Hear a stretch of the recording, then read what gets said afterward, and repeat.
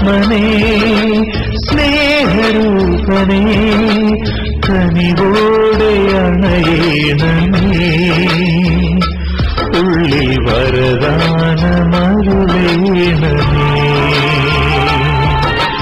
ജീവനാളമായി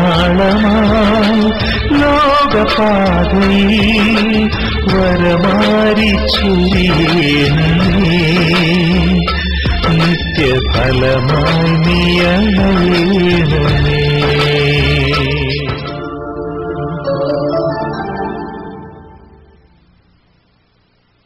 അവനെ കൂടാതെ ഒന്നും ഉണ്ടായിട്ടില്ല. ഇന്നീ കാണുന്ന ഞാന്, എന്റെ രൂപം, എന്റെ ആരോഗ്യം, എന്റെ സൗന്ദര്യം, എന്റെ ശബ്ദം എല്ലാം ഈശോ തന്നതാണ്.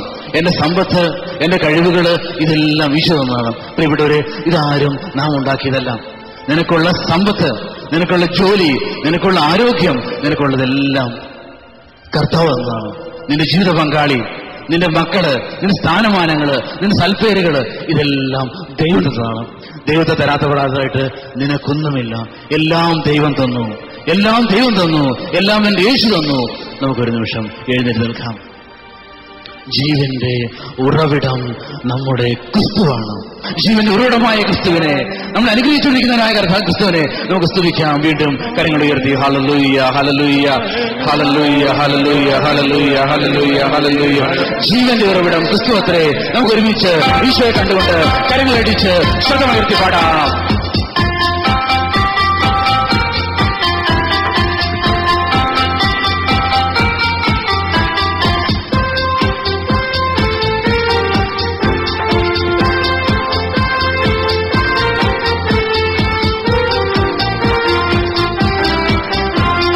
ജീവന്റെ ഉറവിടം ക്രിസ്തുവത്രേ. നാവിനാൽ അവനെ ഞാൻ ഘോഷിക്കും. അവനത്രേ പാപഹരൻ ജീവനാൽ എന്നെ വീണ്ടെടുത്തു.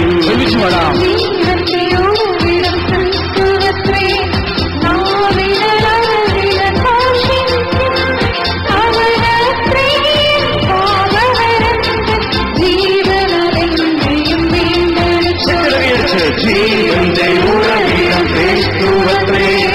നാവിനാൽ അവനെ ഘോഷിക്കും. അവനത്രേ പാപഹരൻ ജീവനാൽ എന്നെ വീണ്ടെടുത്തു. തകർന്ന ജീവിതങ്ങളില് തണലേകി എന്റെ യേശു എപ്പോഴും എന്നോടൊപ്പം ഉണ്ടായിരുന്നു. ഞാൻ താണുപോയ അവസ്ഥകളില്, ഞാൻ വീണ അവസ്ഥകളില്, ഞാൻ നിലംപതിച്ചപ്പോൾ ആ കർത്താവിനെ പടുത്തുയർത്തി എടുത്തുപയോഗിച്ചു, അനുഗ്രഹിച്ചു. എന്റെ ജീവിതത്തെ അനുഗ്രഹിച്ച് അവിടുന്ന് അനുഗ്രഹമാക്കി മാറ്റി. ആ ദൈവത്തെ നമുക്ക് സ്തുതിക്കാം. ഹല്ലേലൂയ.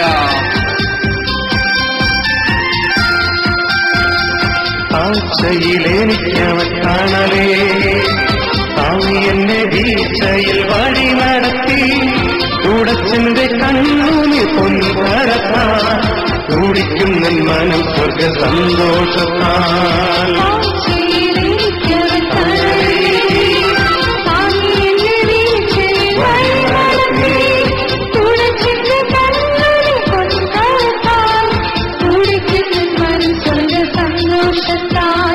ജീവന്റെ ഉറവിടം ക്രിസ്തുവത്രേ.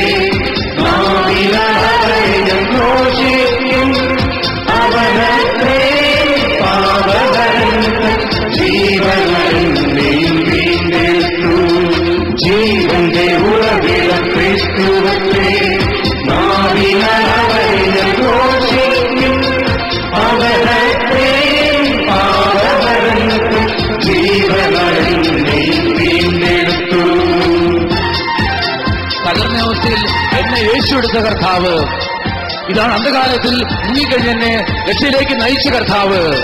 കര കാണാതെ ആഴിയിൽ അലഞ്ഞപ്പോൾ അവിടുന്ന് എന്നെ സംരക്ഷിച്ചു, അനുഗ്രഹിച്ചു, അനുഗ്രഹമാക്കി മാറ്റി.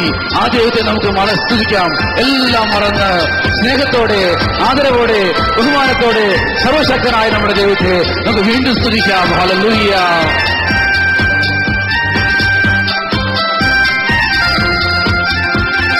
കരകണറാടി അലയൂരേ. കരുണയെ കാക്ഷിക്കും മൃതപ്രായരേ. പരിജനച്ചാരത്തു ബന്ധിതരേ.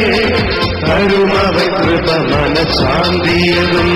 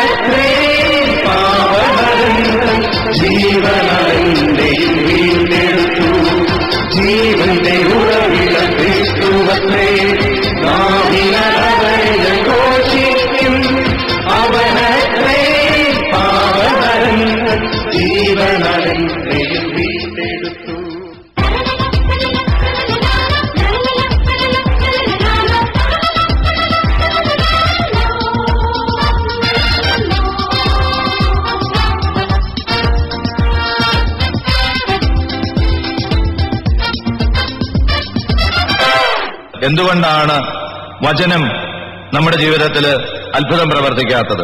ഹെബ്രായർക്കെഴുതിയ ലേഖനം 4-ാം അധ്യായത്തില് പൗലോസ്ലീഹ നമുക്കതിനുള്ള ഉത്തരം പറഞ്ഞു തരുന്നുണ്ട്. അവിടുന്ന് നൽകുന്ന വിശ്രമത്തിലേക്ക് നാം പ്രവേശിക്കുമെന്ന വാഗ്ദാനം നിലനിൽക്കുമ്പോൾ തന്നെ അതിൽ പ്രവേശിക്കാൻ കഴിയാത്തവരായി നിങ്ങളിൽ ആരെങ്കിലും കാണപ്പെടുമോ എന്ന് നാം ഭയപ്പെടണം. അവർക്കെന്ന പോലെ നമുക്കും സുവിശേഷം ലഭിച്ചത്.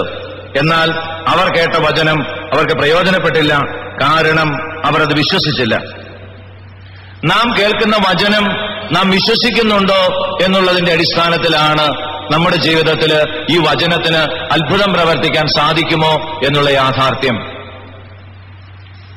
യഹൂദരെ കുറിച്ചാണ് വിശുദ്ധ പൗലോസ്ലീഹ ഇവിടെ പറയുന്നത്. അവരുടെ ജീവിതത്തിൽ എന്തുകൊണ്ട് ആ വിശ്രമം അനുഭവിക്കാൻ അവർക്ക് സാധിച്ചില്ല? അവർക്ക് സാധിക്കാതെ പോയത് അവർ കേട്ട വചനം അവർ വിശ്വസിച്ചില്ല എന്നുള്ളതാണ്. ദൈവവചനത്തിൽ ഞാൻ വിശ്വസിക്കുന്നുണ്ടെങ്കിൽ എന്റെ പ്രശ്നങ്ങൾക്ക് ദൈവവചനത്തിൽ ഉത്തരങ്ങളുണ്ട്. ആ ഉത്തരങ്ങൾ എന്റെ ജീവിതത്തിൽ യാഥാർത്ഥ്യമാവുകയും ചെയ്യും. ഈ ലോകത്ത് നമുക്ക് ക്ലേശങ്ങൾ ഉണ്ടാവും. കാരണം ഇവിടെ തിന്മയുടെ ഭരണത്തിന് മനുഷ്യൻ സമ്മതം കൊടുത്തിരിക്കുന്നു പർദീസായിൽ വെച്ച്. എന്തുകൊണ്ട് ഈ ലോകത്ത് ഇങ്ങനെ തിന്മയുടെ അനുഭവങ്ങൾ അല്ലെങ്കിൽ ദുരന്ത അനുഭവങ്ങൾ നമുക്കുണ്ടാകുന്നു? ഉത്തരം വിശുദ്ധ ഗ്രന്ഥം തരുന്നത് ഈ ഉത്തരം ഇതാണ്. ഇവിടെ ദൈവത്തിന്റെ ഹിതം നടപ്പാക്കാൻ വേണ്ടി ദൈവം സൃഷ്ടിച്ച ഈ പ്രപഞ്ചം, ദൈവത്തിന്റെ ഹിതം നടപ്പാക്കാൻ ദൈവം സൃഷ്ടിച്ച് ദൈവം മനുഷ്യനെ ഏൽപ്പിച്ച ഈ പ്രപഞ്ചം, മനുഷ്യൻ സാത്താന്റെ ഭരണത്തിന് വിട്ടുകൊടുത്തു, തിന്മയുടെ ഭരണത്തിന് വിട്ടുകൊടുത്തു. അതുകൊണ്ട് ഇവിടെ തിന്മയുടെ അനുഭവങ്ങൾ നമുക്കുണ്ടാകും. നമുക്കറിയാം, പ്രപഞ്ചത്തെക്കുറിച്ച് അല്ലെങ്കിൽ സൃഷ്ടിയെക്കുറിച്ചുള്ള വിശുദ്ധ ഗ്രന്ഥത്തിന്റെ വെളിപാടനുസരിച്ച് 2 ലോകങ്ങളാണ് ദൈവം സൃഷ്ടിച്ചിരിക്കുന്നത്. ഒന്ന് ഈ പ്രപഞ്ചം, 2 സ്വർഗം. സ്വർഗത്തിൽ യാതൊരു തിന്മയുമില്ല, യാതൊരു വേദനകളുമില്ല, സന്തോഷവും നന്മയും മാത്രമാണ് അവിടെ. കാരണം അവിടെ ദൈവത്തിന്റെ ഹിതമാണ് നടപ്പാകുന്നത്. ഇവിടെയോ, ഇവിടെ സാത്താന്റെ പ്രേരണയ്ക്കനുസരിച്ച് നമ്മുടെ ഇഷ്ടവും സാത്താന്റെ ഇഷ്ടവും നടപ്പാക്കാൻ സമൂഹം തത്രപ്പെടുന്നത് കൊണ്ടാണ് ഈ തിന്മയുടെ അനുഭവങ്ങൾ. ഈശോ നമ്മളോട് പറഞ്ഞ ഒരു വചനമുണ്ട്: ഈ ലോകത്തിൽ നിങ്ങൾക്ക് വേദനകൾ ഉണ്ടാകും, നിങ്ങൾക്ക് പീഡനങ്ങൾ ഉണ്ടാകും. കാരണം അതെന്നെ പീഡിപ്പിച്ചിട്ടുണ്ട്. വിശുദ്ധ യോഹന്നാന്റെ സുവിശേഷത്തില് നമ്മൾ വായിക്കുന്നു, അത് 15-ാം അധ്യായം 20-ാം തിരുവചനം. ഈശോ പറയുന്നു, ദാസൻ യജമാനേക്കാൾ വലിയവനല്ല എന്ന് ഞാൻ നിങ്ങളോട് പറഞ്ഞ് വചനം ഓർമ്മിക്കുവിൻ. അവർ എന്നെ പീഡിപ്പിച്ചുവെങ്കിൽ നിങ്ങളെയും പീഡിപ്പിക്കും. അപ്പൊ പീഡനം അല്ലെങ്കിൽ ബുദ്ധിമുട്ടുകൾ നമ്മുടെ ഈ ലോക ജീവിതത്തിൽ ഉണ്ടാവും. അപ്പൊ ഈ ലോക ജീവിതത്തിൽ അല്ലെങ്കിൽ ഈ ലോകത്തെ നമുക്ക് എങ്ങനെ ജയിക്കാം, ഈ പ്രതിസന്ധികളെ എങ്ങനെ നമുക്ക് ആഘോഷങ്ങളാക്കി മാറ്റാം എന്നുള്ളതിനെ കുറിച്ചാണ് ഈ നിമിഷങ്ങളിൽ നമ്മൾ ധ്യാനിക്കുക. അതിനുള്ള ഉത്തരവും വിശുദ്ധഗ്രന്ഥം നമുക്ക് തരുന്നുണ്ട്. വിശുദ്ധ യോഹന്നാൻ എഴുതിയ 1-ാം ലേഖനം 5-ാം അധ്യായം 1 മുതലുള്ള തിരുവചനങ്ങൾ നമുക്ക് ശ്രവിക്കാം. യേശുവാണ് ക്രിസ്തുവെന്ന് വിശ്വസിക്കുന്ന ഏവനും ദൈവത്തിന്റെ പുത്രനാണ്. പിതാവിനെ സ്നേഹിക്കുന്നവൻ അവന്റെ പുത്രനെയും സ്നേഹിക്കുന്നു. നമ്മൾ ദൈവത്തെ സ്നേഹിക്കുകയും അവിടുത്തെ കൽപ്പനകൾ അനുസരിക്കുകയും ചെയ്യുമ്പോൾ ദൈവത്തിന്റെ മക്കളെ സ്നേഹിക്കുന്നു എന്ന് നാം അറിയുന്നു. ദൈവത്തെ സ്നേഹിക്കുക എന്നാൽ അവിടുത്തെ കൽപ്പനകൾ അനുസരിക്കുക എന്നാണ് അർത്ഥം. അവിടുത്തെ കൽപ്പനകൾ ഭാരമുള്ളവയല്ല. എന്തെന്നാൽ ദൈവത്തിൽ നിന്ന് ജനിച്ച ഏവനും ലോകത്തെ കീഴടക്കുന്നു. ലോകത്തിന്മേലുള്ള വിജയം ഇതാണ്. നമ്മുടെ വിശ്വാസമാണ് ലോകത്തിന്മേലുള്ള നമ്മുടെ വിജയം. യേശു ദൈവപുത്രനാണെന്ന് വിശ്വസിക്കുന്നവനാണ് ലോകത്തിന്മേൽ വിജയം ആഘോഷിക്കുന്നവൻ. അപ്പൊ ലോകത്തിൽ ബുദ്ധിമുട്ടുണ്ടാവും, ക്ലേശങ്ങൾ ഉണ്ടാവും. കാരണം അത് യേശുവിനെയും ദൈവപുത്രനെയും പീഡിപ്പിച്ചിട്ടുണ്ട്. കാരണം എന്താ? പർദീസായിൽ വെച്ച് മനുഷ്യൻ പാപം ചെയ്ത് സാത്താന്റെ ഭരണം ഈ പ്രപഞ്ചത്ത് കൊണ്ടുവന്നു. അത് മനുഷ്യന്റെ ബോധപൂർവമായ തെരഞ്ഞെടുപ്പായിരുന്നു. ദൈവത്തോട് ചേർന്ന് മനുഷ്യൻ ജീവിച്ച കാലത്ത് മനുഷ്യന് പർദീസായിൽ ബുദ്ധിമുട്ടുകളോ തിന്മയുടെ അനുഭവങ്ങളോ ഉണ്ടായിരുന്നില്ല. പകരം സാത്താന്റെ പ്രേരണ കേട്ട് ദൈവത്തിന്റെ കൽപ്പന ലംഘിച്ച് മനുഷ്യൻ തിന്മ അനുഭവിക്കാൻ ആഗ്രഹിച്ചപ്പോ അവന്റെ ജീവിതത്തിൽ തിന്മയുടെ അനുഭവങ്ങൾ കടന്നു വരാൻ തുടങ്ങി. ഇതിന് പകരം എന്ത് ചെയ്യണം? ഇപ്പോ ഈ ലോകത്തിന്മേൽ എങ്ങനെ വിജയിക്കാം? ഈ ബുദ്ധിമുട്ടുകൾ ഇനിയിപ്പോ നമ്മൾ നന്നായി ജീവിച്ചാലും നമ്മുടെ ജീവിതത്തിൽ ബുദ്ധിമുട്ടുകൾ ഉണ്ടാക്കാൻ സമൂഹത്തിന് സാധിക്കും. യേശു ദൈവപുത്രനാണെന്ന് വിശ്വസിക്കുന്നവനല്ലാതെ മറ്റാരാണ് ലോകത്തെ ജയിക്കുന്നത്? യേശു ദൈവപുത്രനാണെന്ന് ഉള്ള വിശ്വാസം. അപ്പൊ ആദ്യം നമ്മൾ ധ്യാനിച്ചു, വചനം എന്തുകൊണ്ട് എന്റെ ജീവിതത്തിൽ അനുഭവമാകുന്നില്ല? വചനം എന്റെ ജീവിതത്തിൽ അനുഭവമാകാത്തത് വചനത്തിൽ ഞാൻ വിശ്വസിക്കാത്തതാണ്. ആരാണ് വചനം? അല്ലെങ്കിൽ വചനം എന്ന് പറഞ്ഞാൽ എന്താണ്? വചനം എന്ന് പറഞ്ഞാൽ വിശുദ്ധ ഗ്രന്ഥം ദൈവവചനമാണ്. പക്ഷെ ദൈവവചനം മുഴുവൻ വിശുദ്ധ ഗ്രന്ഥത്തില്ല. വചനമെന്ന് പറയുന്നത് ദൈവത്തിന്റെ രണ്ടാമനായ പുത്രൻ തമ്പുരാനാണ്. പുത്രൻ തമ്പുരാന്റെ പേരാണ് വചനം. നമ്മൾ യോഹന്നാന്റെ സുവിശേഷം 1-ാം അധ്യായത്തിൽ വായിക്കുന്നു, ആദിയിൽ വചനമുണ്ടായിരുന്നു, വചനം ദൈവത്തോടുകൂടിയായിരുന്നു, വചനമായിരുന്നു ദൈവം. ആ വചനമാണ് മാംസം ധരിച്ചത്. അപ്പോ വിശുദ്ധ ഗ്രന്ഥത്തിൽ എഴുതിയിരിക്കുന്ന മുഴുവൻ വചനമാണെങ്കിലും ദൈവത്തിന്റെ വചനത്തെ മുഴുവൻ ഈ വിശുദ്ധ ഗ്രന്ഥത്തിൽ ഉൾക്കൊണ്ടിട്ടില്ല. വിശുദ്ധ ഗ്രന്ഥം എഴുതപ്പെടുന്നതിന് മുമ്പും വചനമുണ്ടായിരുന്നു. അപ്പൊ ഈ വചനം യേശുക്രിസ്തുവാണ്. യേശുക്രിസ്തുവിലുള്ള വിശ്വാസം, അതാണ് ലോകത്തിന്മേൽ നമുക്ക് തരുന്ന വിജയം. വിശ്വാസം എന്ന് പറഞ്ഞ ഒരു സമർപ്പണമാണ്. ഒരാളിനെ അയാളുടെ വാക്കുകളെ കണ്ണടച്ച് നമ്മൾ വിശ്വസിക്കുന്നു, അല്ലെങ്കിൽ അതിന് വേറൊരു വാക്കില്ല, ശരിക്കും കണ്ണടച്ച് അയാൾ പറയുന്നത് പോലെ ചെയ്യാൻ നമ്മൾ തയ്യാറാകുന്നു. യേശു ദൈവപുത്രനാണെന്ന് വിശ്വസിക്കുന്നവനാണ് ലോകത്തെ ജയിക്കുന്നവൻ. അപ്പൊ നമ്മുടെ പ്രതിസന്ധികളിൽ എങ്ങനെ നമുക്ക് വിജയം ആഘോഷിക്കാം? യേശു ദൈവപുത്രനാണെന്ന് വിശ്വസിക്കാൻ സാധിക്കണം. വിശുദ്ധ ഗ്രന്ഥത്തില്, സുവിശേഷത്തില് യേശുവിന്റെ സൗഖ്യം അനുഭവിച്ചവരെല്ലാം, യേശുവിന്റെ അത്ഭുതം അനുഭവിച്ചവരെല്ലാം ഇങ്ങനെ യേശു ദൈവപുത്രനാണെന്ന് വിശ്വസിച്ചവരാണ്. അതിന് ആ തുടക്കം കുറിച്ചത് പരിശുദ്ധ അമ്മയാണ്. പരിശുദ്ധ അമ്മ തുടക്കം കുറിച്ച സംഭവം നിങ്ങൾ ഓർക്കുന്നുണ്ട്. യോഹന്നാന്റെ സുവിശേഷം 2-ാം അധ്യായത്തില് കാനായിലെ ആ കല്യാണ വിരുന്നിനെ കുറിച്ച് പറയുന്ന സംഭവം. അമ്മയുടെ ഒരു വ്യക്തിപരമായ ആവശ്യത്തിന് വേണ്ടിയല്ല അമ്മയുടെ വിശ്വാസത്തോടെ ഉപയോഗിക്കുന്നത്. അമ്മ ചെന്നുപെട്ട ഒരു വീട്ടിലെ, അത് അമ്മയുടെ ബന്ധുക്കളാണെന്ന് എല്ലാം പറയുന്നുണ്ട്. പാരമ്പര്യം പറയും, നമുക്ക് വിശ്വസിക്കാതിരിക്കുകയും. ഏതായാലും അമ്മയുണ്ടായിരുന്ന വീട്ടിൽ ഒരു പ്രശ്നമുണ്ടായി. അവിടുത്തെ വിവാഹത്തിന് വീഞ്ഞു തീർന്നുപോയി. അവിടെ ആ വീട്ടുകാരൻ ഒരു പക്ഷേ പരിചയക്കാരന്റെ അടുത്തോ നാട്ടുകാരന്റെ അടുത്തോ ഒക്കെ പോയി വീഞ്ഞ് സംഘടിപ്പിക്കാൻ ശ്രമിക്കുകയായിരുന്നിരിക്കും. അതാണ് ലോകത്തിന്റെ രീതിയിലുള്ള ഒരു രക്ഷയുടെ മാർഗം. പരിശുദ്ധ അമ്മ എന്ത് ചെയ്തു? പരിശുദ്ധ അമ്മ ഈശോയുടെ അടുത്ത് വന്ന് പറഞ്ഞു. കാരണം എന്താണ്? യേശു ദൈവപുത്രനാണെന്ന് ബോധ്യമുള്ളവളായിരുന്നു അമ്മ. യേശു ദൈവപുത്രനാണെന്ന് ബോധ്യമുള്ളവളായിരുന്നു അമ്മ. അമ്മ യേശുവിനോട് പറഞ്ഞു, മകനെ, അവർക്ക് വീഞ്ഞു തീർന്നു പോയി. കാണാതെ അമ്മ വിശ്വസിച്ചു. പിന്നീടുള്ള സംഭവങ്ങളെല്ലാം നമുക്കറിയാം.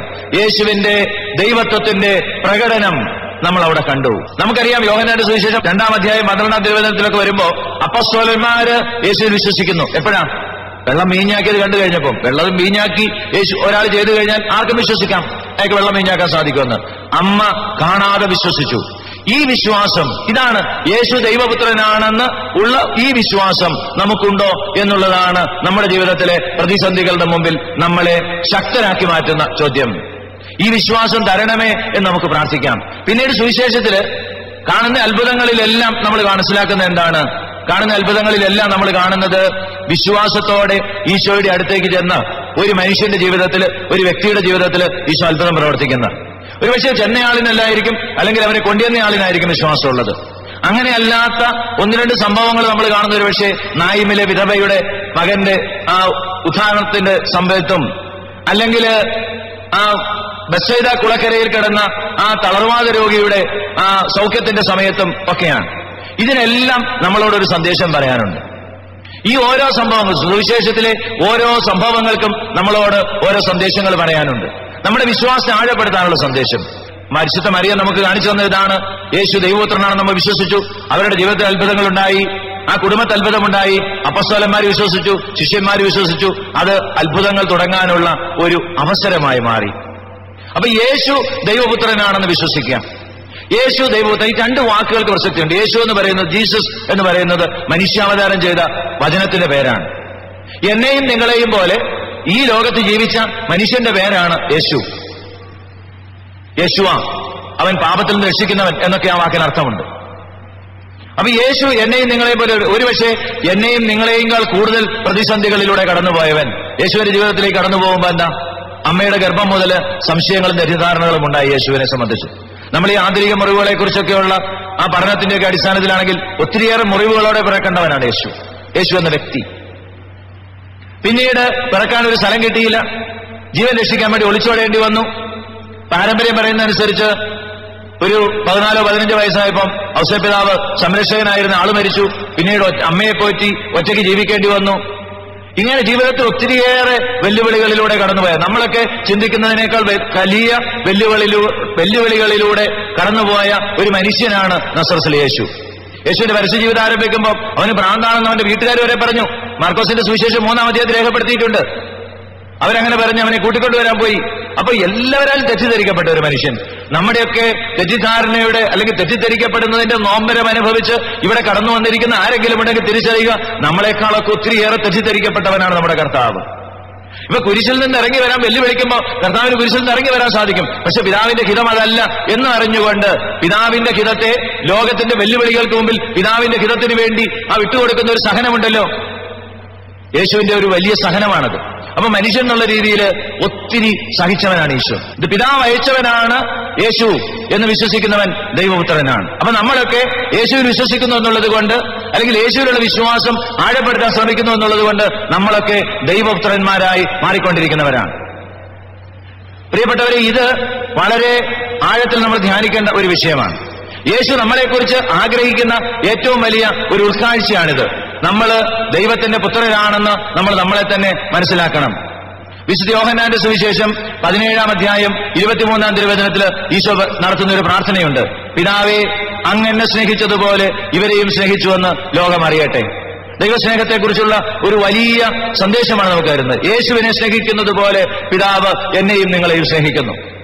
യേശുവിനെ സ്നേഹിക്കുന്നത് പോലെ പിതാവ് എന്നെയും നിങ്ങളെയും സ്നേഹിക്കുന്നു. ഇനി നമുക്ക് തിരിച്ച് യേശുവിന്റെ ജീവിതത്തിലേക്ക് വരാം. യേശുവിന്റെ ജീവിതത്തിൽ നമ്മൾ എന്താ കാണുക? യേശു 3 വർഷം ദൈവരാജ്യം പ്രസംഗിച്ച് നടന്നു. പിതാവിന്റെ ഹിതം നടപ്പാക്കേണ്ടത് എങ്ങനെയാണെന്ന് പഠിപ്പിച്ചുകൊണ്ട് നടന്നു. ഒരു തിന്മയും ചെയ്തിട്ടില്ല, നന്മ മാത്രമാണ് ചെയ്തത്. പീലാത്തോസും സഭാ പ്രമാണിമാരുടെ സഭയും ഒക്കെ കൂടിയിട്ട് യേശുവിൽ ഒരു കുറ്റവും കണ്ടുപിടിക്കാൻ സാധിച്ചില്ല. പക്ഷേ യേശു വധശിക്ഷയ്ക്ക് പോവുകയാണ്. യേശുവിനെ ചമ്മട്ടി കൊണ്ട് അടിക്കുന്നു, തുപ്പുന്നു. എന്തുമാത്രം നിന്ദനങ്ങളും പീഡനങ്ങളും ആശ്രയിക്കുക. എപ്പോഴും യേശു പിതാവേ പിതാവേ പിതാവേ എന്ന് മാത്രം വിളിച്ചുകൊണ്ട് എന്റെ അപ്പനറിയാതെ എന്റെ ജീവിതത്തിൽ ഒന്നും സംഭവിക്കുന്നില്ല എന്നുള്ള ബോധ്യത്തിലൂടെ നടന്നു നീങ്ങുന്ന യേശു. ഇതാണ് യേശു നമുക്ക് തരുന്ന രക്ഷയുടെ മാർഗം. യേശു ക്രിസ്തുവാണെന്ന്, ദൈവപുത്രനാണെന്ന് വിശ്വസിക്കുന്നവൻ അല്ലാതെ മറ്റാരാണ് ലോകത്തെ ജയിക്കുക? ദൈവപുത്രനായ യേശു ലോകത്തെ ജയിക്കുന്ന മാർഗം നമുക്ക് കാണിച്ചു തരികയാണ്. സഹനത്തിന്റെ നിമിഷങ്ങളിൽ എല്ലാം യേശു പിതാവിനെ വിളിച്ചുകൊണ്ട് മുന്നേറുന്നു. നമുക്കറിയാം, ഗത്സമേനയില് മത്തായിയുടെ സുവിശേഷത്തിൽ മാത്രം രേഖപ്പെടുത്തിയിരിക്കുന്ന ഒരു സംഭവമുണ്ട്. ഈശോ അവിടെ പ്രാർത്ഥിച്ചുകൊണ്ടിരിക്കുമ്പോ യൂദാസിന്റെ നേതൃത്വത്തിൽ വന്ന പടയാളികൾ യേശുവിനെ പിടിക്കുകയാണ്. യേശുവിനെ പിടിച്ചപ്പോ പത്രോസ് വാളൂരി വെട്ടിയതൊക്കെ നമുക്കറിയാം. അപ്പൊ ഈശോ വാൾ അതിന്റെ ഉറയിലിടുക എന്ന് പറഞ്ഞതും നമുക്കറിയാം. പക്ഷെ അതിനുശേഷം ഈശോ പറഞ്ഞ ഒരു വചനം പലപ്പോഴും നമ്മൾ ശ്രദ്ധിക്കാറില്ല. അതിതാണ്, എനിക്ക് എന്റെ പിതാവിനോട് അപേക്ഷിക്കാൻ കഴിയുകയില്ലെന്നും ഉടൻ തന്നെ അവിടുന്ന് എനിക്ക് തന്റെ ദൂതന്മാരുടെ 12-ലേറെ വ്യൂഹങ്ങളെ അയച്ചു തരികയില്ലെന്നും നീ വിചാരിക്കുന്നുവോ? അങ്ങനെയെങ്കിൽ ഇപ്രകാരം സംഭവിക്കണമെന്ന വിശുദ്ധ ലിഖിതം എങ്ങനെ നിറവേറും? മത്തായിയുടെ സുവിശേഷം 26-ാം അധ്യായം 53-ാം തിരുവചനം. യേശു പത്രോസിനോട് ചോദിക്കുന്നതാണ്, എന്റെ പിതാവിന് എന്നെ രക്ഷിക്കാൻ കഴിയാത്തത് കൊണ്ടല്ല എനിക്ക് ഈ സഹനം ഉണ്ടാകുന്നത്. എന്റെ പിതാവിനെ എന്നെ രക്ഷിക്കണമെന്നുണ്ടായിരുന്നെങ്കിൽ, ഈ പടയാളിയുടെ കയ്യിൽ ഞാൻ അകപ്പെടേണ്ട എന്ന് പിതാവിനുണ്ടായിരുന്നെങ്കിൽ പിതാവ് എന്നെ രക്ഷിക്കുമായിരുന്നു. പിന്നെന്താണ്, ഞാൻ ഇതിലൂടെയൊക്കെ കടന്നു പോകണം എന്നുള്ള തിരുവെഴുത്ത്. ഒരുപക്ഷേ കന്താൽമസാച്ചൻ കുരിശ് മുക്തിയും ശക്തിയും എന്ന പുസ്തകത്തിൽ പറയുന്നത് പോലെ യേശുവിനാകുന്ന സമയത്ത് തനിക്ക് ലഭിക്കാനിരിക്കുന്ന മഹത്വത്തെക്കുറിച്ച് പൂർണ്ണമായ അറിവുണ്ടായിരുന്നോ എന്ന് നമുക്ക് വിശ്വസിക്കാനാവില്ല. യേശു പിതാവിലുള്ള വിശ്വാസത്തോടെ ആ സഹനത്തെ ഏറ്റെടുക്കുകയാണ്. എന്റെ പിതാവിന് വേണമെങ്കിൽ എന്നെ രക്ഷിക്കാമായിരുന്നു. ഇങ്ങനെയുള്ളവർക്കാണ് സഹനം അല്ലെങ്കിൽ ബുദ്ധിമുട്ടുകൾ, പ്രതിസന്ധികൾ ആഘോഷിക്കാൻ സാധിക്കുക. പിതാവിനെ കുറ്റം പറയുകയല്ല. പിതാവേ പിതാവേ എന്ന് വിളിച്ചുകൊണ്ട് കാൽവരിയിലേക്ക് നടന്ന ആ മകൻ കുരിശിൽ മരിക്കുമ്പോ പ്രാർത്ഥിക്കുന്ന നമുക്കറിയാം. വിശുദ്ധ ലൂക്കായുടെ സുവിശേഷം 23-ാം അധ്യായത്തിൽ നമ്മൾ 46-ാമത്തെ തിരുവചനം നമ്മൾ വായിക്കുന്നു, പിതാവേ അങ്ങേ കൈകളിൽ എന്റെ ആത്മാവിനെ ഞാൻ സമർപ്പിക്കുന്നു. ഈ പിതാവ് നോക്കുകയാണ്, നിങ്ങൾക്ക് എന്ത് ചെയ്യാൻ സാധിക്കും? ലോകത്തോട് പിതാവ് ചോദിക്കുന്ന ചോദ്യം ഒരുപക്ഷെ ആ മകനിലുള്ള വിശ്വാസം കൊണ്ട് പിതാവ് ചോദിക്കുകയാണ്, ലോകമേ നിങ്ങൾക്ക് എന്ത് ചെയ്യാൻ സാധിക്കും? എന്റെ മകനെ തല്ലി. ആ മകൻ അപ്പോഴും പിതാവേ എന്ന് വിളിച്ചു. പിതാവേ പിതാവേ എന്ന് വിളിച്ചുകൊണ്ട് പോയി അവസാനം എന്താ? മരിക്കുന്നുവെന്ന് കണ്ടപ്പോഴും പിതാവിനെ കുറ്റം പറയാനോ ദൈവത്തെ കുറ്റം പറയാനോ ഒന്നും നിൽക്കാതെ യേശു പിതാവേ അങ്ങേ കൈകളിൽ എന്റെ ആത്മാവിനെ പിതാവിനോടുള്ള ഒരു സ്നേഹം. യേശു ദൈവപുത്രനാണെന്ന് വിശ്വസിക്കുന്നവർക്ക് ഈ വിശ്വാസം ദൈവത്തിലുണ്ടാവണം. എന്റെ ദൈവം അറിയാതെയല്ല എന്റെ ജീവിതത്തിൽ സംഭവിക്കുക. ഈ ലോകത്ത് ബുദ്ധിമുട്ടുകൾ ഉണ്ടാവും, ഈ ലോകത്ത് ക്ലേശങ്ങൾ ഉണ്ടാവും. യേശു പറഞ്ഞിരിക്കുന്നതാണ്. യേശുവിന് വിശ്വസിക്കുന്നവൻ വിശ്വസിക്കേണ്ട ഒരു യാഥാർത്ഥ്യമാണ്. ബുദ്ധിമുട്ടുകൾ ഉണ്ടാവും. എന്നിട്ടെന്റെ അവർക്കുണ്ടാകാത്തത് ഇവർക്കുണ്ടാകാത്തത് എന്ന് ചോദിക്കുന്നത് നമ്മുടെ വിശ്വാസത്തിന്റെ കുറവാണ്. യേശു സ്നേഹിക്കുന്നവർക്ക് കൂടുതൽ സഹിക്കാൻ, കൂടുതൽ ബുദ്ധിമുട്ടാൻ, തന്നോട് പങ്കുചേരാനൊക്കെ അവസരം നൽകും. നമുക്കറിയാം, തിരുസഭയിലെ എല്ലാ വിശുദ്ധരും ഒത്തിരിയേറെ സഹിച്ചവരാണ്. വീരോചിതമായി ക്രൈസ്തവ പുണ്യങ്ങൾ അഭ്യസിക്കുക എന്ന് പറഞ്ഞാൽ സഹിച്ചഭ്യസിക്കുക എന്ന് തന്നെയാണ് അതിന്റെ അർത്ഥം. വീരോചിതമായി പുണ്യങ്ങൾ അഭ്യസിച്ചവര്. അപ്പോ യേശു എപ്പോഴും പിതാവേ പിതാവേ എന്ന് വിളിച്ചു. അവസാനം എന്തുണ്ടായി? ലോകം പറഞ്ഞു. കാൽവരിയില് യേശു മരിച്ചപ്പോ പിതാവേ അങ്ങേ കൈകളിൽ എന്റെ ആത്മാവിനെ സമർപ്പിക്കുന്നു എന്ന് പറഞ്ഞ് യേശു മരിക്കുമ്പോ ലോകം കൈയടിച്ച് ചിരിച്ചു. ഇവന്റെ തീർന്നു, പണി തീർന്നു. ഇനി എന്തെങ്കിലും ചെയ്യാനാവുമോ എന്ന് നോക്കി, ലോകത്തെ നോക്കി പിതാവ് നിൽക്കുകയാണ്. ഒരു പക്ഷേ ഒരു കാര്യം, ഒരു യാഥാർത്ഥ്യമുണ്ട്. ഇങ്ങനെ ഈ മകൻ പിതാവേ പിതാവേ എന്ന് വിളിക്കുമ്പോ, ഓരോ അടിയുടെ നിമിഷത്തിലും വേദന കൊണ്ട് പിളഞ്ഞ് പിതാവേ പിതാവേ എന്ന് വിളിക്കുമ്പോ സ്വർഗത്തിൽ ഇരിക്കുന്ന ഒരു പിതാവിന്റെ ഹൃദയം വേദനിക്കുന്നുണ്ട് ഈ മകനെ ഓർത്ത്. ഈ ലോകത്ത് പ്രതിസന്ധികളുടെ മുമ്പിൽ നടക്കുമ്പോഴും പിതാവേ പിതാവേ എന്ന് വിളിച്ച് മുന്നേറുന്ന ഓരോ മകനെയും മകളെയും ഓർത്ത് സ്വർഗം ആകുലപ്പെടുന്നുണ്ട്. എന്നിട്ട് എന്താണ് സംഭവിച്ചത്? ഇനിയും നിങ്ങൾക്ക് എന്തെങ്കിലും ചെയ്യാനുണ്ടോ എന്ന മട്ടില് പിതാവ് വേദനയോട് നോക്കുകയാണ്. ലോകത്തിന് ഇനിയൊന്നും ചെയ്യാനില്ല. അവസാനം ലൊങ്കീനോസ് വന്ന് ആ പിതാവിൽ കുത്തി എന്ന് നമ്മൾ അറിയുന്നു. രക്തവും വെള്ളവും ഒഴുകി. അത് കഴിഞ്ഞ് ഇറക്കി അടക്കി. ലോകത്തിന് ചെയ്യാന്ന് പരമാവധി ചെയ്തു. വലിയൊരു കല്ല് പുരട്ടി വെച്ചു. പിതാവിന്റെ പ്രവർത്തനം ആരംഭിക്കുകയാണ്. മഗ്ദലേന മറിയവും യാക്കോബിന്റെ അമ്മ മറിയവും സലോമിയും ചിന്തിച്ചത് ഈ കല്ലാരും ഉരുട്ടി മാറ്റുമെന്ന. അവിടെ ചെന്നപ്പോൾ അവിടെ കല്ലുണ്ടായിരുന്നില്ല, അവിടെ യേശു ഉണ്ടായിരുന്നില്ല. മരണത്തെക്കാൾ അപ്പുറമായി പരാജയത്തിന്റെ ഏറ്റവും വലിയ രൂപമാണ് മരണമെങ്കിൽ അത് സ്വീകരിച്ചിട്ട് യേശു പറഞ്ഞു, എല്ലാ പരാജയങ്ങളെയും ഞാൻ കീഴടക്കിയിരിക്കുന്നു. Hallelujah, hallelujah, hallelujah. മനസ്സിന്റെ കെട്ടിക്കിടക്കുന്ന എല്ലാ ദുഃഖങ്ങളുടെ മുമ്പിലും ഈ വചനം നമുക്ക് ശക്തി പകരണം. ഞാൻ ലോകത്തെ കീഴടക്കിയിരിക്കുന്നുവെന്ന് മരിക്കുന്നതിന് മുമ്പ് ഈശോ നമ്മളോട് പറഞ്ഞ ആ വചനം, മരണത്തെ പോലും കീഴടക്കിക്കൊണ്ട് ലോകത്തിലെ എല്ലാ പരാജയങ്ങളെയും കീഴടക്കി. യേശു ദൈവപുത്രനാണെന്ന് എന്ന് വിശ്വസിക്കുന്നവൻ ലോകത്തെ കീഴടക്കും. അപ്പൊ ലോകത്തിലെ നമ്മുടെ പ്രതിസന്ധികൾക്ക് മുമ്പിൽ നമുക്കുണ്ടാകേണ്ട തിരിച്ചറിവ് ഇതാണ്: യേശു ദൈവപുത്രനാണ്. ദൈവപുത്രൻ എനിക്ക് കാണിച്ചു തന്ന ഒരു വഴി, അത് രക്ഷയുടെ വഴിയാണ്. ആ വഴിയിലൂടെ നടക്കുമ്പോ എന്റെ പ്രതിസന്ധികൾ എനിക്ക് ആഘോഷത്തിന്റെ അവസരങ്ങളാക്കി മാറ്റാൻ സാധിക്കും.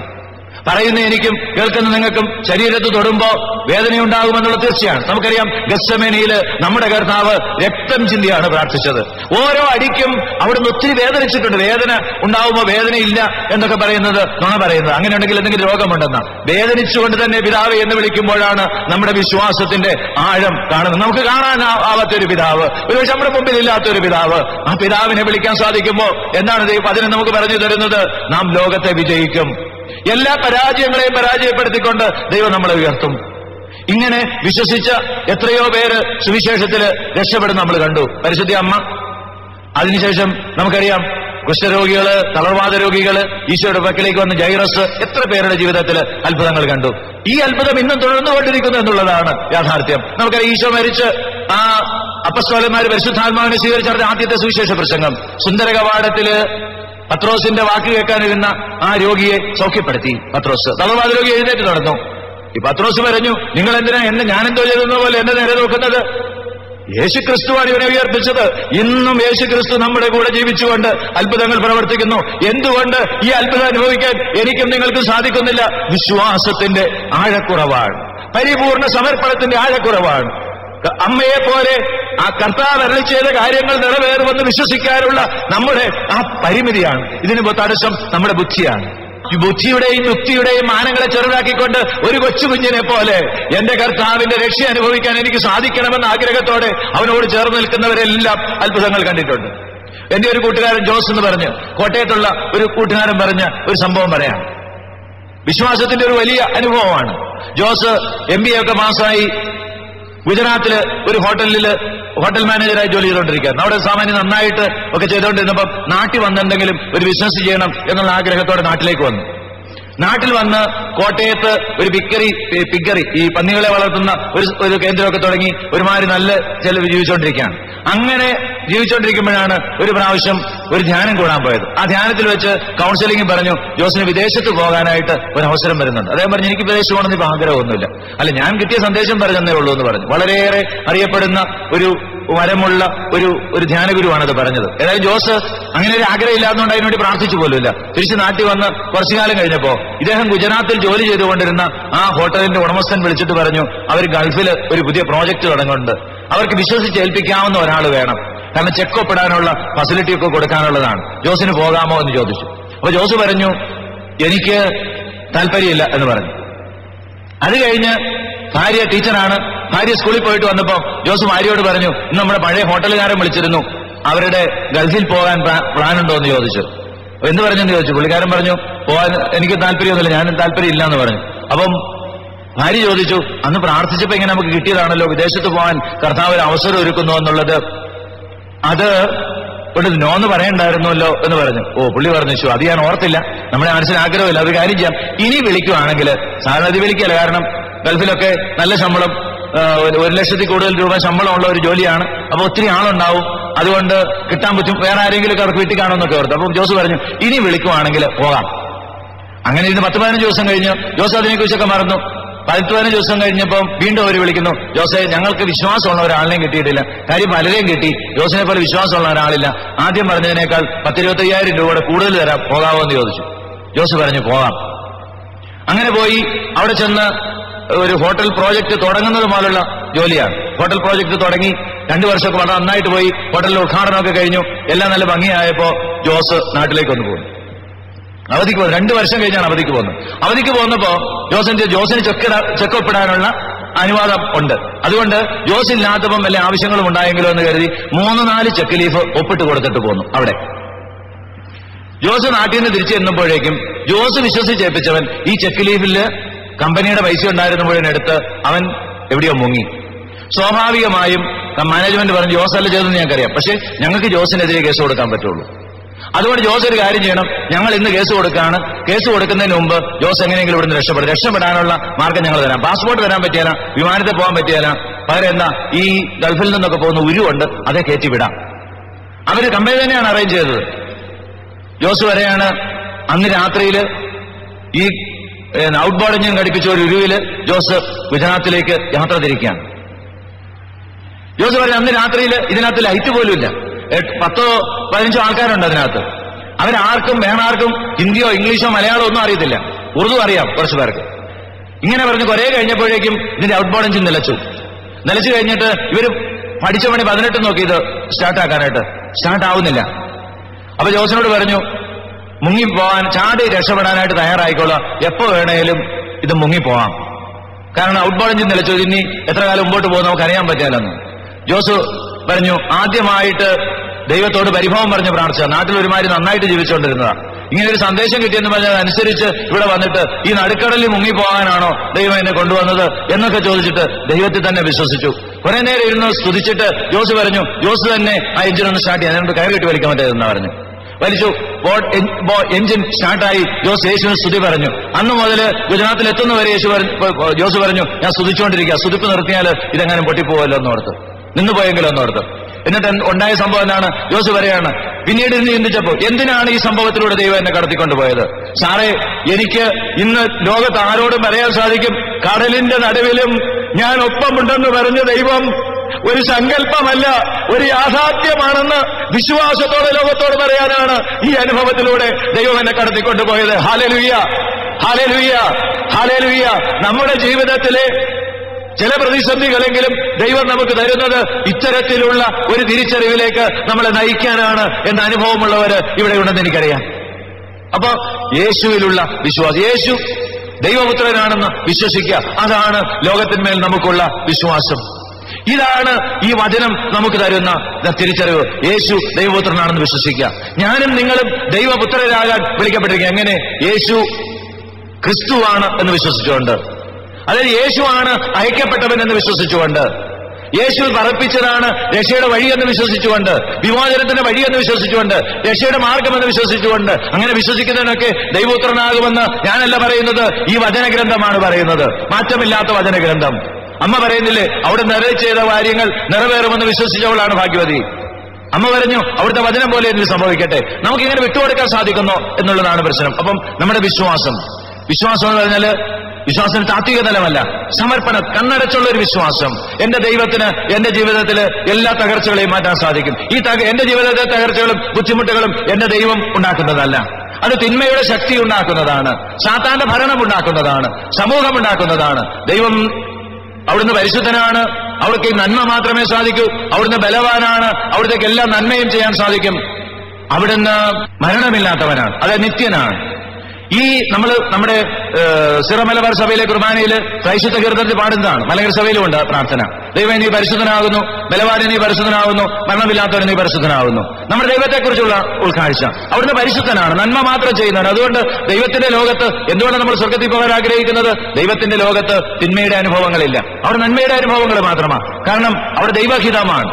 അപ്പൊ നമ്മുടെ ഈ ലോകം നമുക്ക് തരുന്ന ഈ പ്രതിസന്ധികളെ എന്റെ ദൈവം അറിഞ്ഞുള്ളവയാണെന്ന് സ്വീകരിക്കാനുള്ള ഒരു തിരിച്ചറിവാണ് നമ്മുടെ സഹനങ്ങളെ, നമ്മുടെ ബുദ്ധിമുട്ടുകളെ ആഘോഷമാക്കി മാറ്റാനും നമ്മുടെ ബുദ്ധിമുട്ടുകളെ രക്ഷയിലേക്കുള്ള കവാടമാക്കി മാറ്റാനും നമ്മളെ സഹായിക്കുക. അപ്പം നീ ദൈവത്തിന്റെ കരവേല, നീ ഇങ്ങനെ ഒരു ജന്മം എന്തിനു കിട്ടി എന്നൊക്കെ ചോദിക്കുന്നവർ കണ്ടിട്ടുണ്ട്. എന്തുകൊണ്ട് എന്റെ ജീവിതത്തിൽ ഇങ്ങനെ സംഭവിക്കുന്നു? ദൈവത്തിന്റെ ഒരു കൈക്കുറ്റപ്പാടാണോ ഞാൻ? ഇങ്ങനെ ഒക്കെ തെറ്റിദ്ധരിക്കുന്ന സഹോദരങ്ങളുണ്ട്, വ്യക്തികളുണ്ട്. ഒരുപക്ഷെ ജീവിതത്തിൽ നമ്മൾ പലപ്പോഴും നമ്മളെക്കുറിച്ച് തന്നെ ചിന്തിച്ചിട്ടുണ്ടാവാം. എന്റെ ജീവിതത്തിലൊക്കെ ഇങ്ങനെ സംഭവിക്കുന്നു, ദൈവമേ ഇങ്ങനെ ഒരു ജന്മം എന്തിനെനിക്ക് തന്നു എന്നൊക്കെ ജീവിതത്തിൽ ചിന്തിച്ചു പോയിട്ടുള്ളവരാണ്. ചിന്തിക്കാത്തവർ വളരെ കുറവായിരിക്കാം എന്നാണ് ഞാൻ കരുതുന്നത്.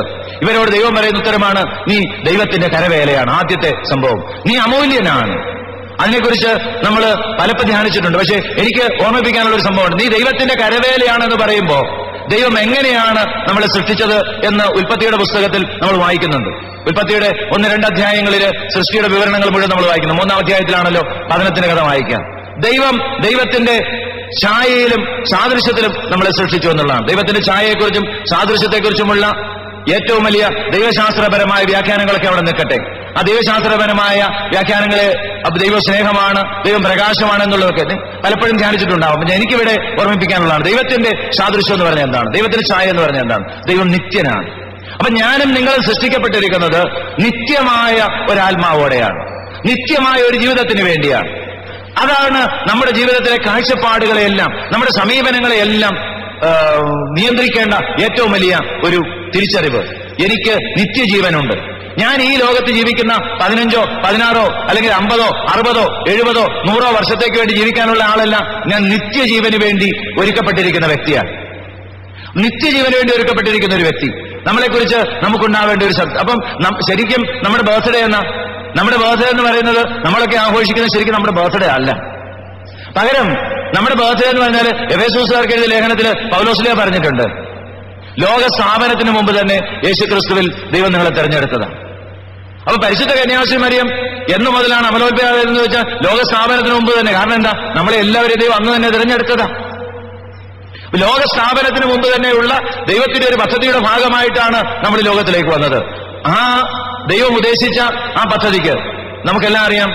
ജെറേമിയയുടെ പ്രവചനത്തിലും റോമാക്കാർക്ക് ലേഖനത്തിൽ പൗലോസ്ലീഹയൊക്കെ പറയുന്നു, ദൈവത്തിന് നിങ്ങളെക്കുറിച്ചൊരു പദ്ധതിയുണ്ട്. ആ പദ്ധതി നിങ്ങളുടെ നാശത്തിനുള്ളതല്ല, നിങ്ങളുടെ ക്ഷേമത്തിനുള്ള പദ്ധതിയാണ്. പൗലോസ്ലീഹ പറയുന്നു, ദൈവത്തിന്റെ പദ്ധതി അനുസരിച്ച് വിളിക്കപ്പെട്ടവർക്ക് ദൈവം എല്ലാം നന്മയ്ക്കായി പരിണമിക്കുന്നു. ഈ വചനങ്ങളൊക്കെ നമ്മളെ ശക്തിപ്പെടുത്തുന്ന വചനങ്ങളാണ്. അപ്പൊ ഇവിടെ എന്താ?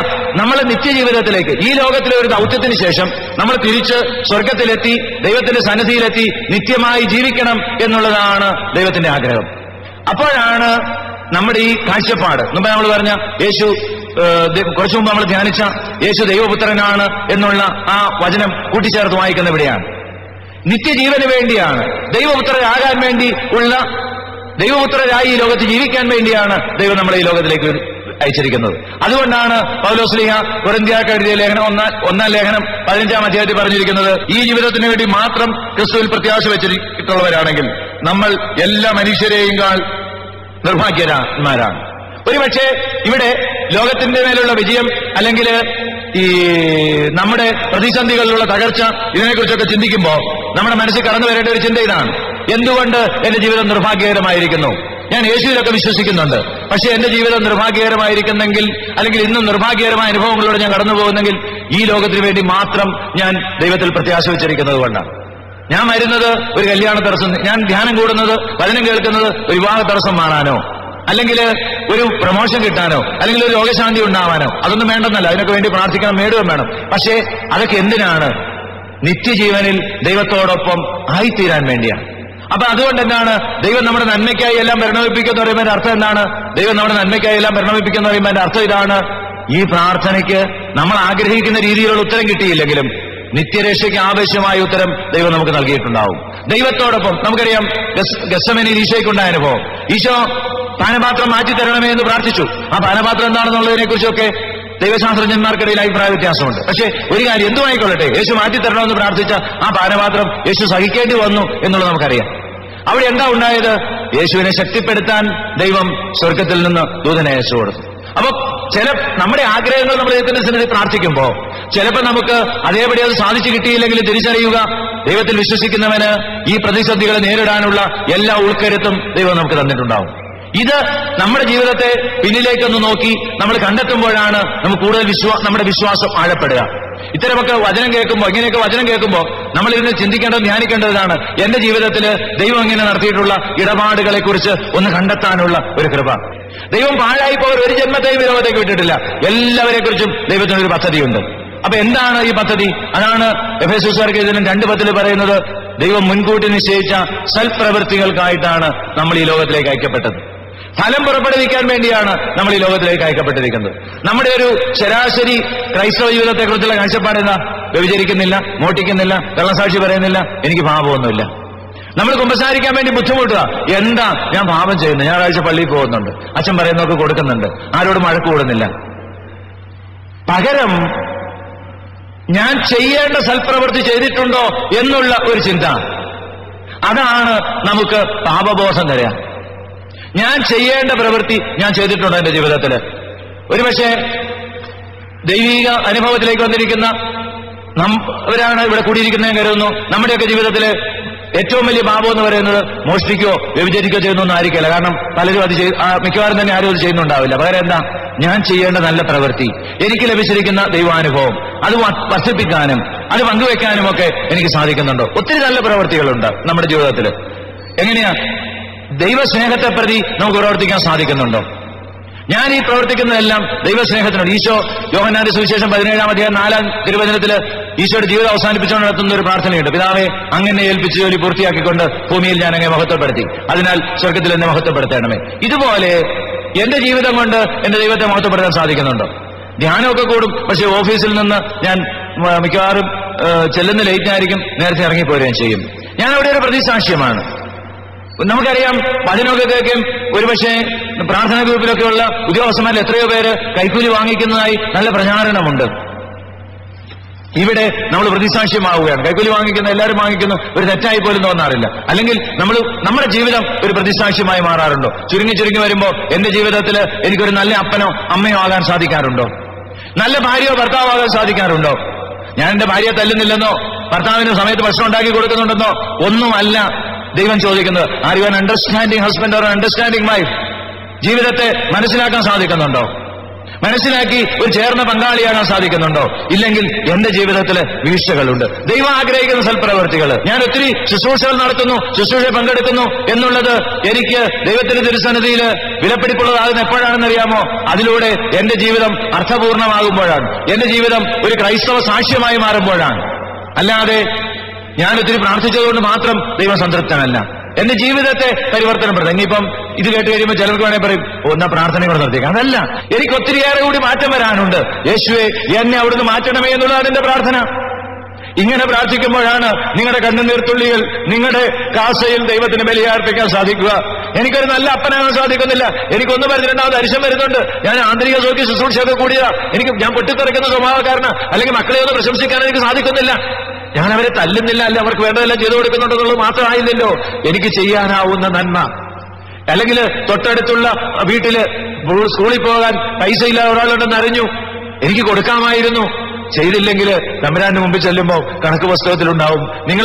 നമ്മളെ ലോകത്തിലേക്ക് വിട്ടിരിക്കുന്നത് നമുക്ക് സാധിക്കുന്ന നന്മകൾ, സാധിക്കുന്നത്ര ചെയ്യാൻ വേണ്ടിയിട്ടാണ്. അതിന് കിട്ടുന്ന അവസരം കടന്നുപോയാൽ തീർന്നു. അതാണ് പാപം. തിരിച്ചറിയുക. പാപം അപരാധം എന്ന് പറയുന്നത് രണ്ട് സങ്കല്പം. അപരാധം എന്ന് പറയുന്നതാണ് വ്യഭിചാരം ചെയ്യുന്നതും മോഷ്ടിക്കുന്നതും കള്ളസാക്ഷി പറയുന്നതും ഒക്കെ. ആ പാപം എന്ന് പറഞ്ഞാൽ എന്താ? നമ്മൾ ചെയ്യേണ്ട നന്മ ചെയ്യാതിരിക്കുന്നതാണ്. ഇന്നിപ്പോ ആന്തരിക സൗഖ്യത്തെക്കുറിച്ചൊക്കെയുള്ള ക്ലാസ് കൂടി നിങ്ങൾക്കെല്ലാം അറിയുന്ന ഒരു യാഥാർത്ഥ്യമുണ്ട്.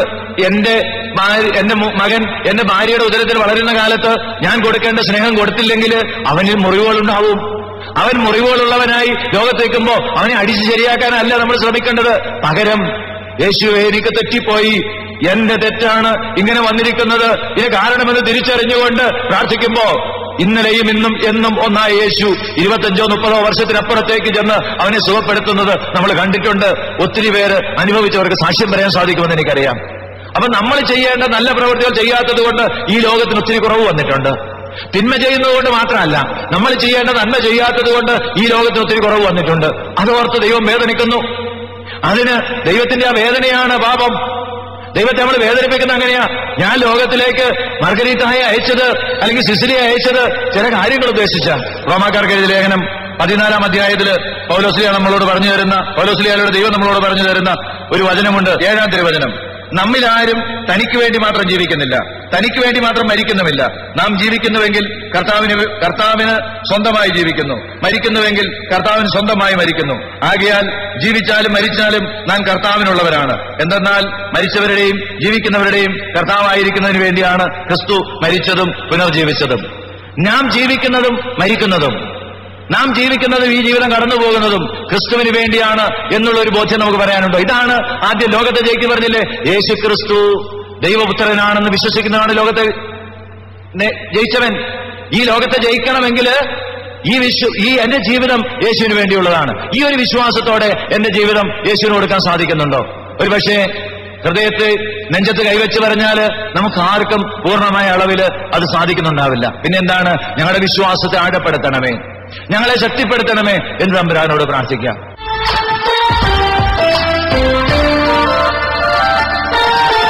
പാവനാത്മനേ സ്നേഹരൂപനേ കനിവോടെ അണയേണമേ, ഉള്ളിൽ വരദാനമരുളേണമേ.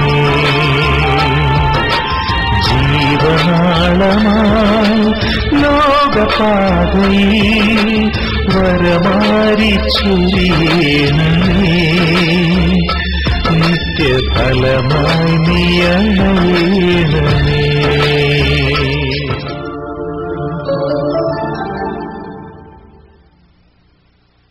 ഈശോ പറഞ്ഞു, വഴിയും സത്യവും ജീവനും ഞാനാണ്, എന്നിലൂടെ അല്ലാതെ ആരും സ്വർഗത്തിൽ പ്രവേശിക്കുന്നില്ല. യേശുവാണ്, യേശു എന്ന ദൈവമാണ്, എന്റെ യേശുവാണ് ഏകരക്ഷകൻ. വഴിയും സത്യവും ജീവനും യേശുവാണ്. അവനെ കൂടാതെ ആരും സ്വർഗരാജ്യത്തിലേക്ക് പ്രവേശിക്കുന്നില്ല. നമ്മുടെ ദൈവം, നാം വിശ്വസിക്കുന്ന, നാം വിളിച്ചപേക്ഷിക്കുന്ന യേശു, അവൻ സർവശക്തനാണ്, അവൻ ഏക കർത്താവാണ്. നമുക്ക് ആ ദൈവത്തിൽ പരിപൂർണമായും വിശ്വസിക്കാം. ആ ദൈവത്തിൽ നമുക്ക് പൂർണ്ണമായും വിശ്വസിക്കാം. നമുക്ക് ആ ദൈവത്തെ നമുക്ക് നമ്മുടെ സ്വന്തമാക്കാം. നമ്മുടെ ജീവിതങ്ങളിലേക്ക്, നമ്മുടെ കുടുംബങ്ങളിലേക്ക് സർവശക്തനായ ദൈവത്തെ, ഏകരക്ഷകനായ കർത്താവിനെ നമുക്ക് സ്തുതിക്കാം. ഇസ്രായേലെ കേൾക്കുക, നിന്റെ ദൈവമായ കർത്താവിനെ ആരാധിക്കുക, സ്തുതിക്കുക, മഹത്വപ്പെടുത്തുക. നമുക്ക് വീണ്ടും കണ്ണുകൾ അടച്ച് ദൈവസന്നിധിയിൽ നമ്മുടെ ജീവിതങ്ങളെ തന്നെ ഭരമേൽപ്പിച്ചുകൊണ്ട് ഏക ദൈവത്തെ, ഏക കർത്താവിനെ, ഏക യേശുവിനെ നമുക്ക് സ്തുതിച്ച് പ്രാർത്ഥിക്കാം. അവന്റെ അനുഗ്രഹങ്ങളാൽ നമ്മുടെ ജീവിതങ്ങൾ നിറയാൻ വേണ്ടി പ്രാർത്ഥിക്കാം. അവൻ നമ്മുടെ ജീവിതങ്ങളെ അനുഗ്രഹിക്കാൻ വേണ്ടി പ്രാർത്ഥിക്കാം. കരങ്ങൾ വീണ്ടും സ്വർഗത്തിലേക്ക് നമുക്ക് ഉയർത്താം. ഓ കർത്താവേ, അവിടുന്നാണ് ഏകരക്ഷകൻ, അവിടുന്ന് മാത്രമാണ് ഏകരക്ഷകൻ. എന്നെ രക്ഷിക്കാൻ സാധിക്കുന്നത് അവിടുത്തേക്ക് മാത്രമാണ് കർത്താവേ. എന്നെ പടുത്തുറന്ന് ഉയർത്താൻ സാധിക്കുന്നത് അവിടുത്തേക്ക് മാത്രമാണ് കർത്താവേ. എന്റെ അലച്ചിലിൽ നിന്ന് എന്നെ മോചിപ്പിക്കാൻ സാധിക്കുന്നത് അങ്ങേക്ക് മാത്രമാണ് കർത്താവേ. ശാപഗ്രസ്തമായ എന്റെ കുടുംബത്തിൽ നിന്ന് എന്നെ രക്ഷിക്കാൻ സാധിക്കുന്നത് കർത്താവേ അങ്ങേക്ക് മാത്രമാണ്. ഓ ദൈവമേ, അവിടുന്ന് കടന്നു വരണമെന്ന് പ്രാർത്ഥിക്കാം.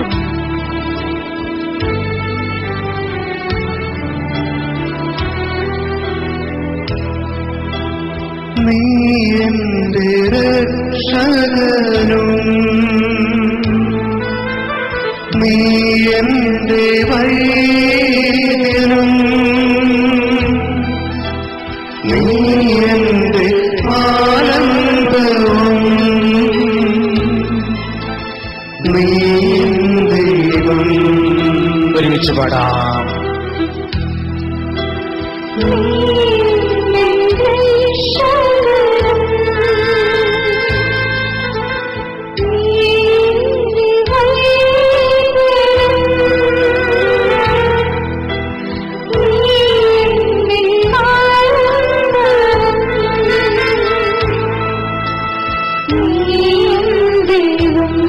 അവനെ ആരാധിക്കാം.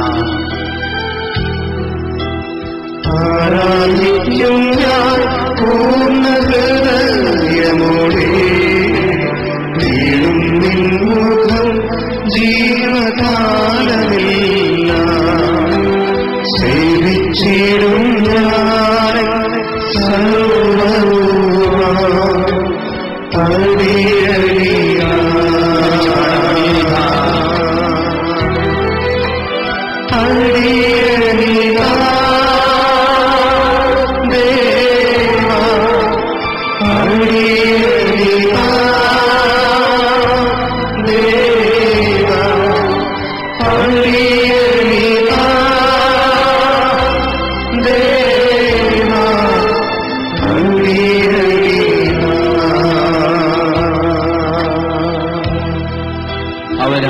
സങ്കേതം, അവരാണ് എൻ്റെ കോട്ട, അവരാണ് എൻ്റെ പ്രാണനാഥൻ.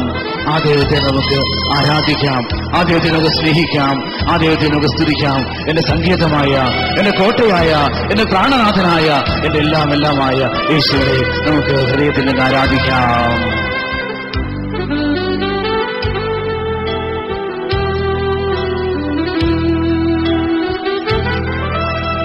നീ എന്റെ സങ്കേതവും നീ എന്റെ കോട്ടയും നീ എന്റെ പ്രാണനാഥൻ നീ ദൈവം.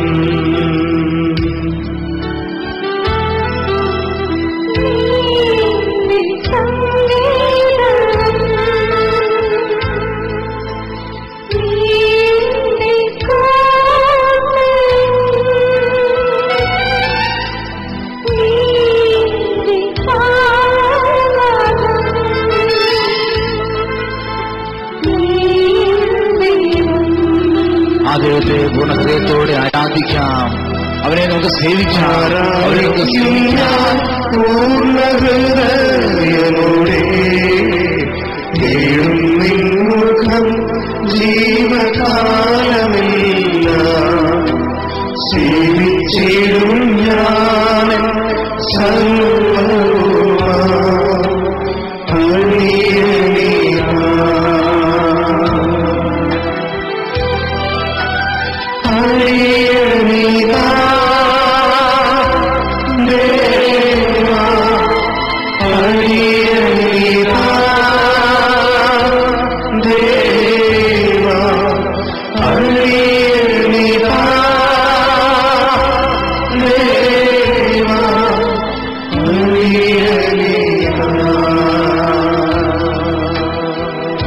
കരങ്ങൾ നെഞ്ചോട് ചേർത്ത് പ്രാർത്ഥിക്കാം.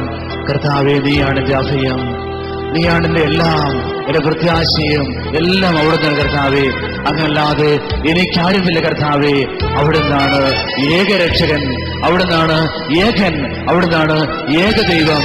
എന്റെ പ്രത്യാശ അവിടുന്ന് മാത്രമാണ്. കർത്താവേ, ഞാൻ അങ്ങേ ആരാധിക്കുന്നു, ഞാൻ അങ്ങേ സ്നേഹിക്കുന്നു, ഞാൻ അങ്ങേ സ്നേഹിക്കുന്നു. ഹല്ലേലൂയ.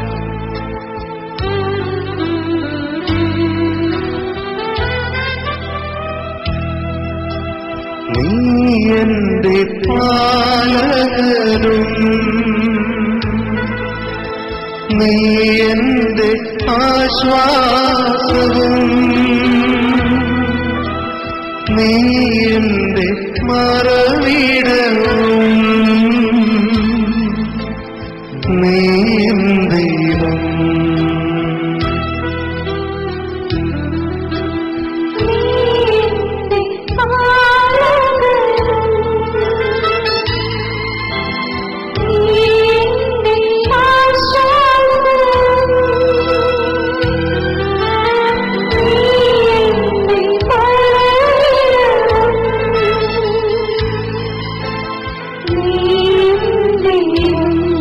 ഹൃദയത്തോടെ ദൈവത്തെ ആരാധിക്കാം. ആരാധിക്കും ഞാൻ പൂർണ്ണഹൃദയമോടെ തേടും നിൻമുഖം ജീവകാലമെല്ലാം സേവിച്ചിടും ഞാൻ സർവ്വവുമാ